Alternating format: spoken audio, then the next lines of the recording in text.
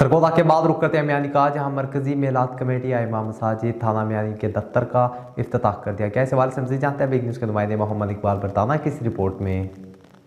مرکزی میلاد کمیٹی و ائمہ مساجد تھانہ میانی کے دفتر کا افتتاح راؤ عبداللہ مارکیٹ میں سرپرست اعلیٰ میلاد کمیٹی ڈاکٹر نواد ناصر قذافی، صدر انجمن تاجران چودھری گلزار، سماجی رہنما سید شوکت شاہ اور صدر پریس کلب میانی شیخ وقار ارشد نے کیا۔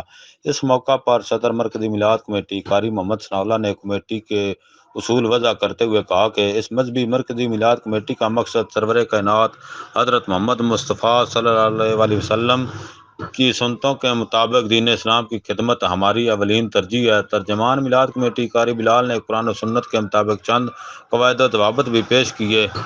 اس میں کمیٹی کے تمام عہدیداران و ممبران نے شرکت کی۔ آخر میں ممبر کمیٹی کامران سیالوی کی طرف سے عشائیہ کا اہتمام کیا گیا۔ کیمرہ مین ٹیم کے ساتھ محمد اقبال برطانہ، بگ نیوز میانی۔